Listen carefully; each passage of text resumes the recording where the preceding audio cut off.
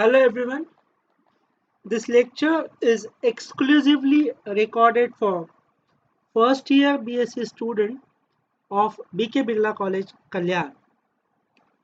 This is Mathematics Paper 1, Calculus Paper 1. In last lecture, we have seen the supremum and infimum definition as well as the properties of supremum and infimum on sets. In this lecture, we will we will define and we will prove for a few more properties of supremum and infimum. So let me recall an interesting result which I have done in the last lecture. So if you remember, we have proved the following result. We said if A and B are non-empty set and a subset of real number such that B is bounded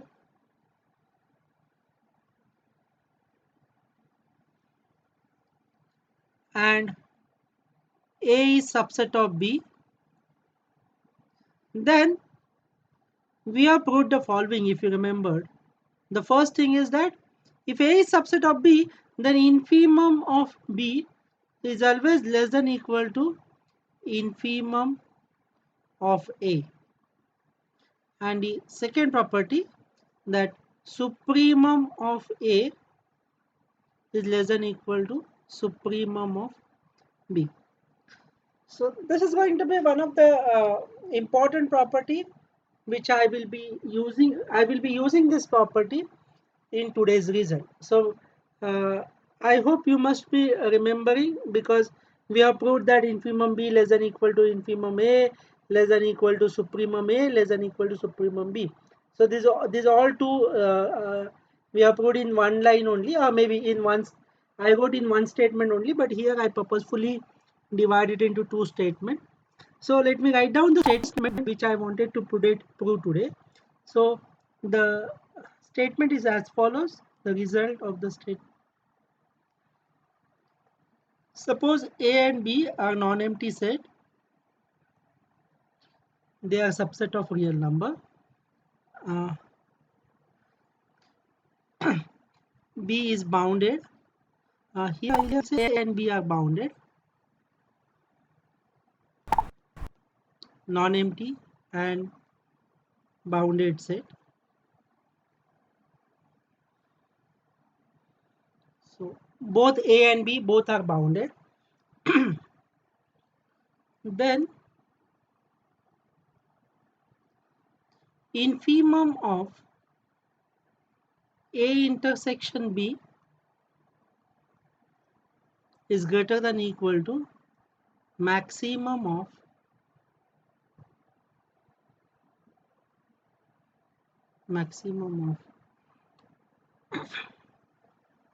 infimum A comma infimum B.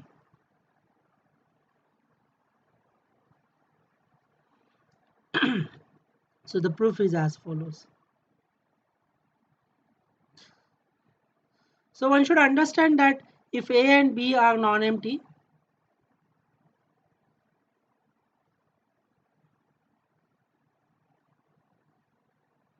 and bounded, so this would imply A intersection B is also bounded.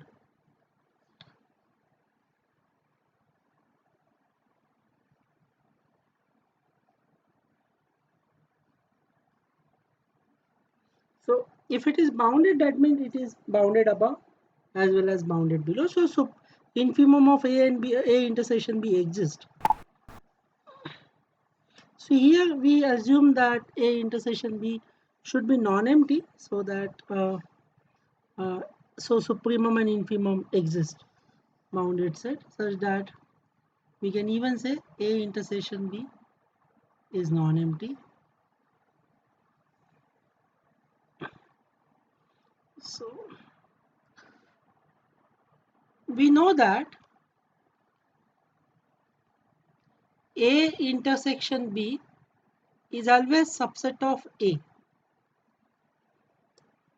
So this would imply the property which I have stated. If A is a subset of B, then infimum B is less than equal to infimum A. So in that case, the infimum of A will be definitely less than infimum of A intersection B. Let me number this as 1. Similarly, A intersection B is again a subset of B. So this would imply infimum of B is less than equal to infimum of A intersection B. Let me give this as number 2. So if I from 1 and 2, I can say that if I take maximum of infimum A comma infimum B, then that will be definitely less than equal to infimum of A intersection B. So from 1 and 2,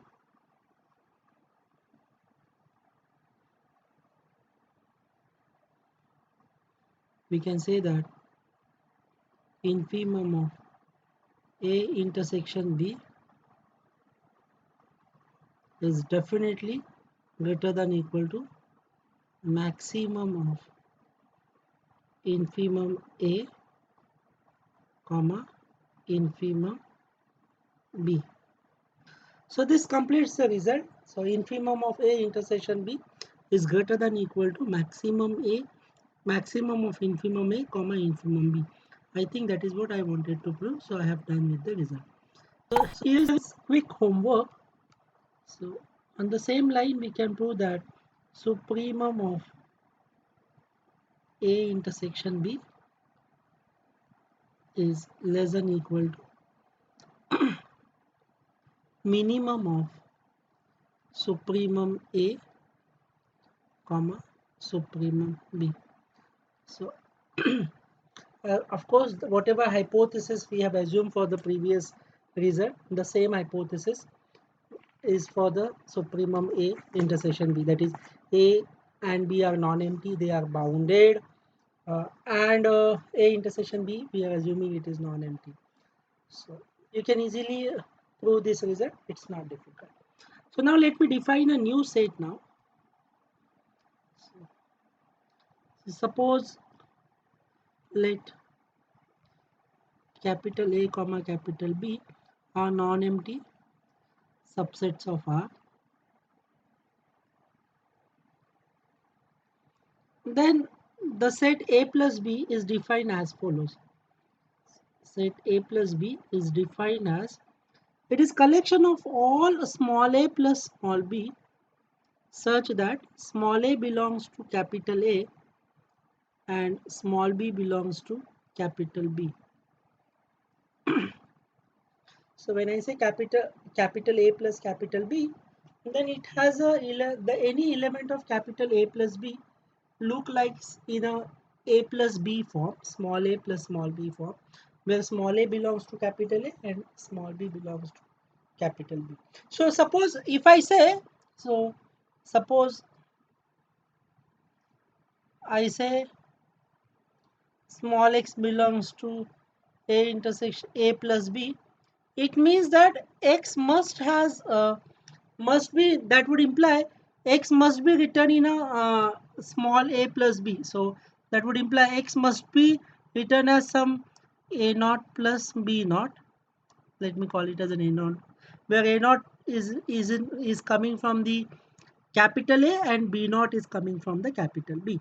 So any element from a plus b, capital A plus b, any element from this set is always in the form of it is a composition of two numbers, and those two numbers are from capital A and capital B. One is from capital A, second is from the capital B. Let me tell you, if capital A and capital B are bounded, then definitely capital A plus B is bounded. That can be checked out. You can easily check. So it could be a good homework to show that if capital A and capital B, if capital A, capital B are bounded, then one can check, then A plus B is also bounded. So one can verify because that is not difficult. uh, how one can easily say that if it is bounded, then you can say that uh, it has upper bound as well as lower bound. So let me do this if you want. So if A is bounded, then there exists small m1, capital M1, such that x is lies between small m1 less than equal to capital M1. Where does x belongs? For all x belongs to capital A. Right. Similarly, B is bounded.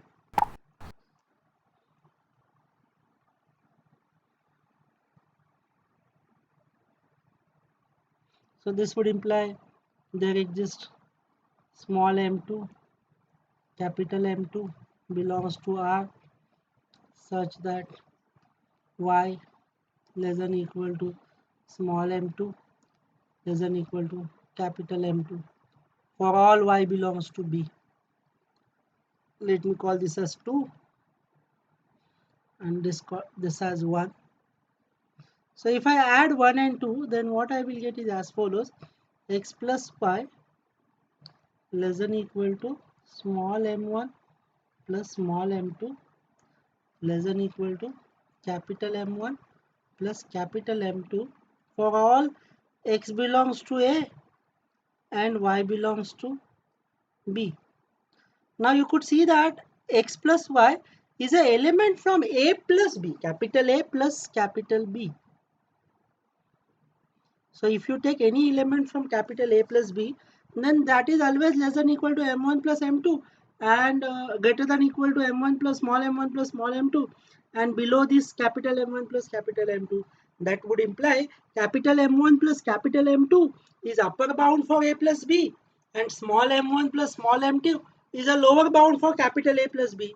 So capital A plus B has lower bound as well as upper bound. Hence capital A plus B is bounded, because a set is said to be bounded if and only if it has lower bound as well as upper bound. So you could see that capital A plus B has a lower bound as well as upper bound, hence it is bounded. Well, that was not my concern because it's very simple. I was about to say for homework, but then I proved it. It's fine. So maybe there are many things to check out later on, but we'll do it one by one. So let me prove one nice result for this set. So the result is as follows: if capital A comma capital B are non-empty bounded set,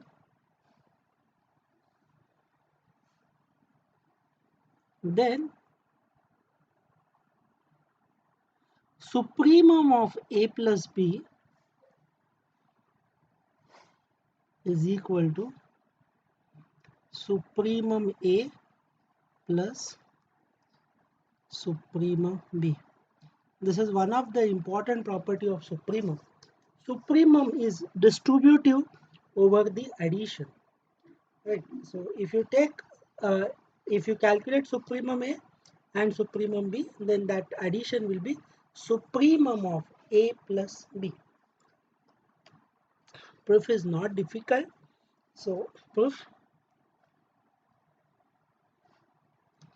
A comma B are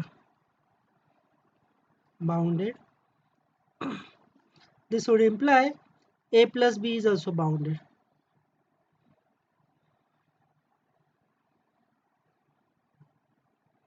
Because just now we have proved bounded and non-empty. That would imply A plus B is also bounded and non-empty. Actually, I should say non-empty and bounded. So when you write in a notes, then please write down A comma B are non-empty and bounded. That would imply A plus B is non-empty and bounded. So if it is non-empty and bounded, so by order completeness property, supremum A, supremum B and supremum A plus B exist and unique.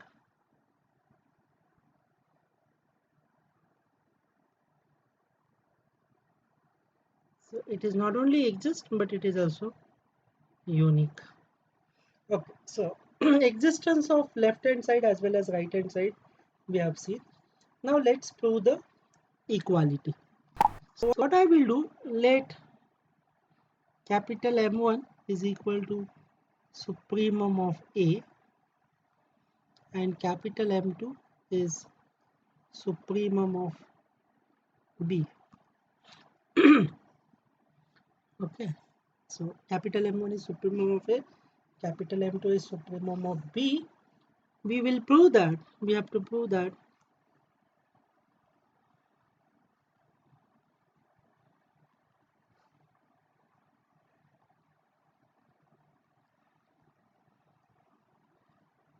supremum of A plus B is equal to sup A plus sup B, but sup A and sup B is nothing but M1 and M2. So I will say that supremum of A plus B is nothing but M1 plus M2. I have to prove that supremum of A plus B is equal to M1 plus M2. So that is to prove that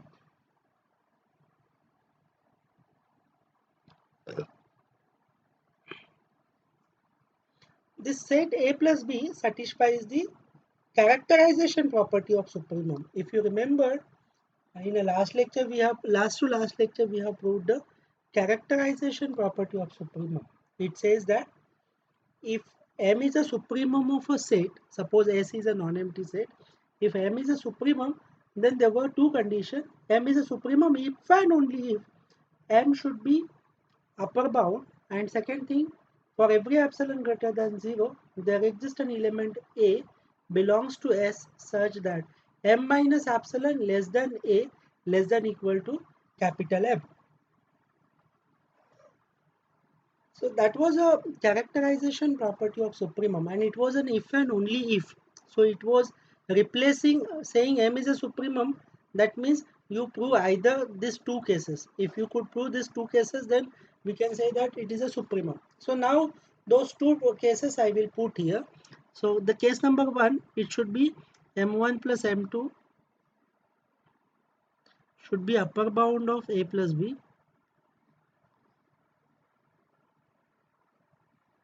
Upper bound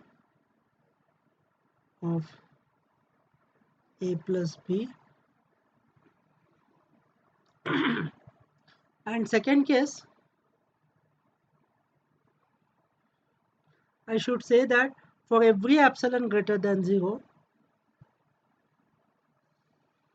there exists an element, say x naught belongs to A plus B. When I am saying x naught belongs to A plus B, that means x naught is in the small a plus small b form. That should be noted.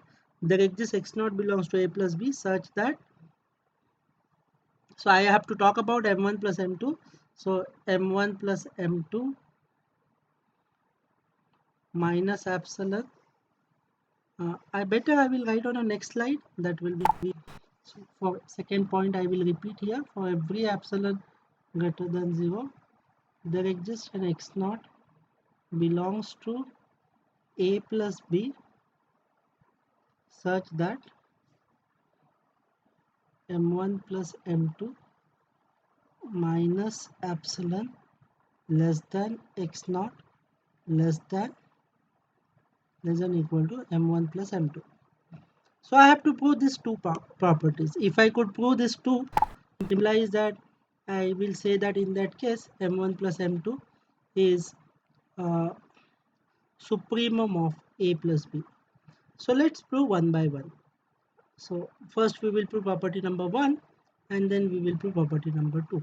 So before proving it, it is mentioned or it is given that since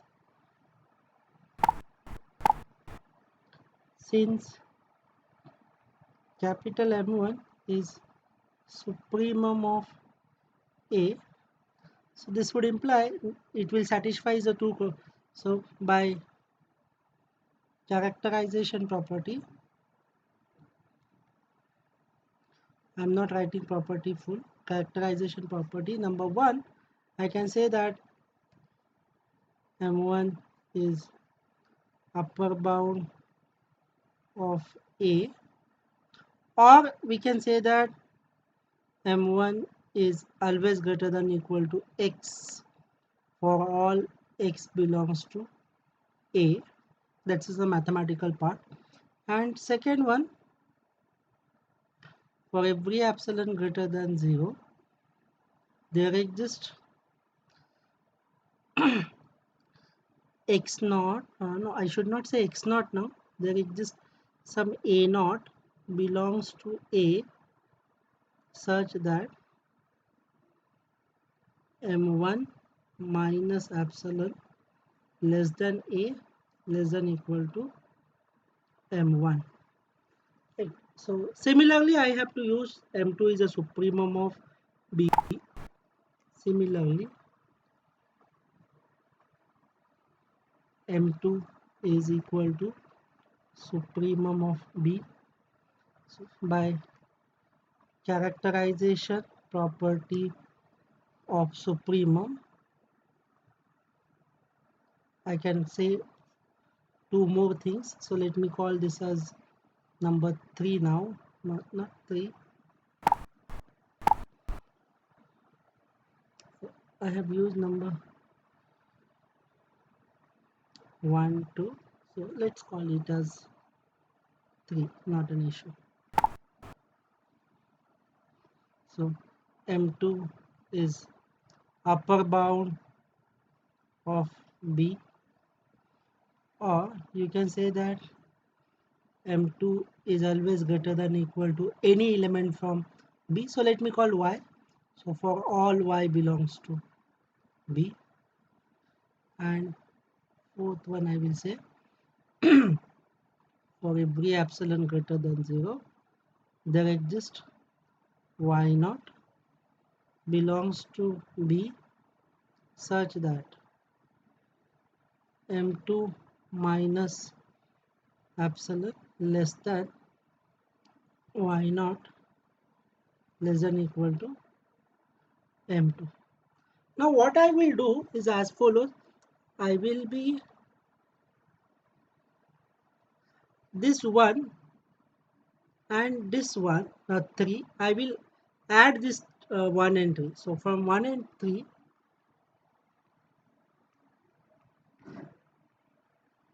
so what I will get, so adding means what, M1 greater than equal to X and here M2 greater than equal to Y. So that means M1 plus M2 greater than equal to X plus Y for all X belongs to A and Y belongs to B. So you could see that this X plus Y, X is coming from A and Y is coming from B. That means X plus Y is an element from capital A plus capital B. So any element from capital A plus capital B, M1 plus M2 is always larger. That means M1 plus M2 is upper bound of capital A plus B.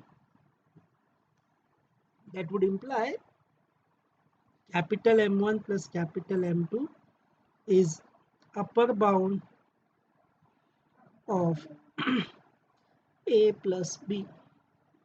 Let me call this as a star. And now I will add 3 and 4. 3 and 4. Sorry, second and fourth. So let me take one from second and fourth. For every epsilon greater than 0, there exists, instead of saying that, we will say that, I will say now X naught plus Y naught such that we will say that m1 plus m2 minus epsilon. So instead of this, maybe it is something like this. We are adding 3 and 4, 2 and 4. So it says that m1 minus epsilon plus m2 minus epsilon less than x naught plus y naught less than equal to capital M1 plus capital M2. Now you could see that this x naught plus y naught belongs to capital A plus B. Right. Now this is equivalent to saying that M1 plus M2 minus 2 epsilon less than x naught plus y naught less than equal to M1 plus M2. Now you could see that this is satisfying the characterization property. Only thing is that I am getting 2 epsilon here. So I need to adjust this epsilon. So what I will do here in 1 and 2, here I will say epsilon upon 2 uh,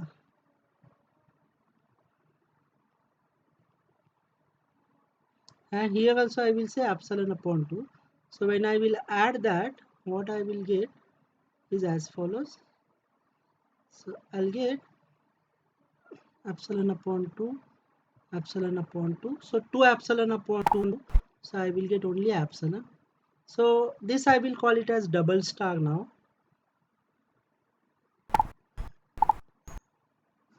So you could see that the set M1 plus M2 is upper bound in case number 1. In star M1 plus M2 is upper bound. And this is the second property of characterization property.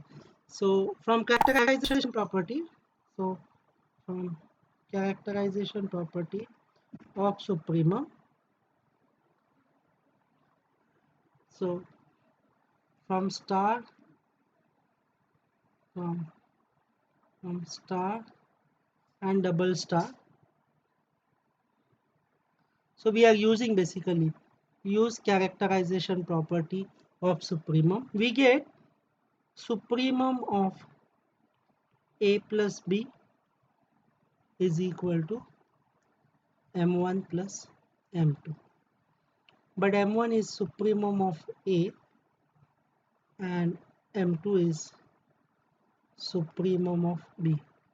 So finally we have proved that supremum of A plus B is equal to sup A plus sup B. That's one difficult property. This is not difficult, it is one of the simple property. Similarly, one can prove that